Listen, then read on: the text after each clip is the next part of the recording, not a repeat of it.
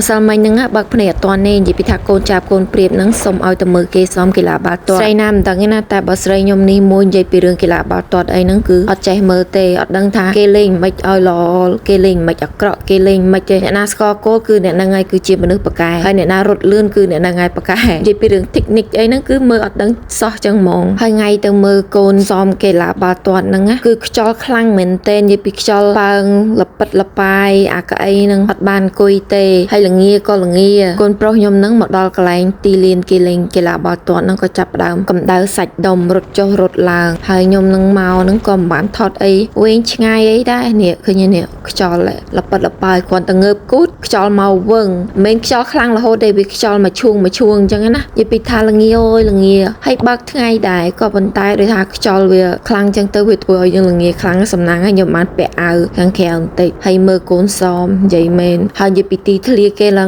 ងខៀវស្ងាត់ស្អាតមែនទែននៅខាងក្រៅក៏ប៉ុន្តែខាងក្នុងវីដេអូនឹងវារៀងងឹតដោយសារខ្ញុំថតឆ្ងាយអញ្ចឹងទៅខ្ញុំ zoom in អញ្ចឹងវាមើលអត់សូវដឹងទីធ្លាគេធំទលាយហើយស្អាតណានិយាយមែនខ្ញុំទៅសើប្តីខ្ញុំហ្មងឧស្សាហ៍នាំកូនខ្ញុំទៅសមកីឡាបាល់ទាត់មែនទែនសឹងរាល់ថ្ងៃគាត់ចង់ឲ្យកូនខ្ញុំកូនស្រីហើយនិងកូនប្រុសរបស់ខ្ញុំនឹងប៉កែលេងបាល់ទាត់ហើយជាពិសេសហ្នឹងគឺកូនស្រីរបស់ខ្ញុំពីពួកអីគាត់ថាក្មេងស្រីនៅអូស្ត្រាលីបច្ចុប្បន្ននេះគឺឱកាសលេងបាល់ទាត់បើសិនជាអ្នកណាដែលព្យាយាមខ្លាំងហើយមានចំណង់ចំណូលចិត្តពីធម្មជាតិមកផងអញ្ចឹងអាចទៅជាកីឡាចរិះជាតិអីចឹងណាអញ្ចឹងទៅ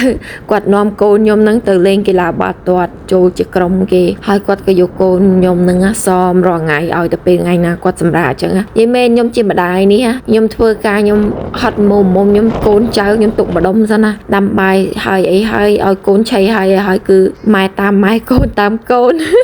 អង្គុយមើលកូនសមកីឡាបាល់ទាត់នេះគ្រាន់តែមើលក៏ហត់តែហើយបើពួកគាត់វិញគាត់សម1ម៉ោងអីជាងកន្លះអីនោះបានគាត់ផឹកទឹកម្ដងហើយគាត់ចេញទៅសមម្ដងហ្នឹងប្រហែលជា2ម៉ោងទៅ2ម៉ោងកន្លះឃើញកូនរត់លេងមានកម្លាំងកំហែងមាំមួនអញ្ចឹងជាម្ដាយគឺសប្បាយចិត្តមែនទែនអរគុណច្រើនបាយ